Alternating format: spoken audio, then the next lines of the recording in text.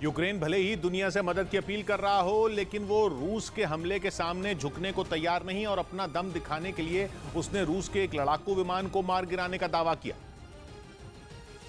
जो उस वक्त ज़िटोमिर इलाके से गुजर रहा था। इस फाइटर जेट पर यूक्रेन की सेना ने हमला बोला और चंद सेकंड में आसमान में काले धुएं की एक लकीर दिखने लगी। वहीं खेरसोन से आए एक वीडियो में रूसी सेना की बख्तरबंद गाड़ियां दिखाई दी। कई मीटर लंबी इस कतार में एक भी गाड़ी सही सलामत नहीं थी।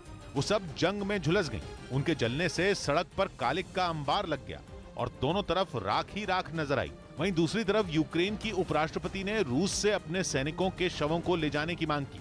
यूक्रेन ने दावा किया कि रूस के हजारों सैनिक जंग में शहीद हो गए, जिन्हें रूस वापस भेजने के लिए उन्हें रेड क्रॉस की मदद चाहिए।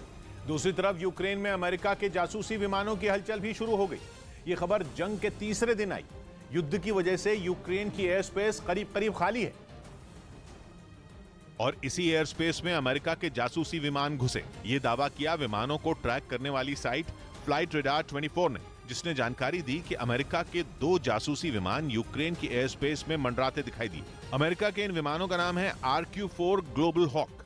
ये विमान न सिर्फ यूक्रेन की हवाई सीमा में घुसे, बल्कि वहां कई घंटों तक घूमते रहे। फ्लाइट रेडार 24 ने यह भी दावा किया कि पिछले कुछ महीनों में अमेरिका के इन जासूसी विमानों ने भूमध्य सागर से यूक्रेन तक कई चक्कर लगाए हैं। इस मामले में अमेरिका की वायुसेना ने सिर्फ इतनी जानकारी दी कि सुरक्षा को पुख्ता करने के लिए वो ऐसे रूटीन ऑपरेशन करती रहती है। लेकिन रूस और यूक्रेन में जारी जंग के बीच अमेरिका के विमानों की यूक्रेन में आवाजाही से खतरे की घंटी बज गई। रूस के घातक हथियारों के आगे यूक्रेन की सेना कहीं नहीं ठहरती। रूस दुनिया के उन 5 देशों में एक है जो अपनी सेना पर सबसे ज्यादा पैसे खर्च करता है और अमेरिका के बाद रूस की सेना ही दुनिया की सबसे ताकतवर सेना मानी जाती है, जबकि यूक्रेन की फौज की गिनती टॉप 20 देशों में भी नहीं होती। एक ताजा अनुमान के मुताबिक रूस की सेना में 9 लाख सैनिक हैं और यूक्रेन की सेना में इसके 1/4 से भी कम, मतलब महज 2,09,000 जवान। सेना में जो सैनिक रिजर्व में रखे जाते हैं उसमें भी रूस यूक्रेन से बहुत आगे है। रूस के पास 20 लाख ऐसे सैनिक हैं, जबकि यूक्रेन के पास 9 लाख रिजर्व फौजी हैं। हथियारों के मामले में भी यूक्रेन बहुत पीछे है। रूस के पास जहां 7,500 से ज्यादा तोपों का जखीरा है, तो यूक्रेन के पास 2,000 से कुछ ज्यादा तोपें ही हैं।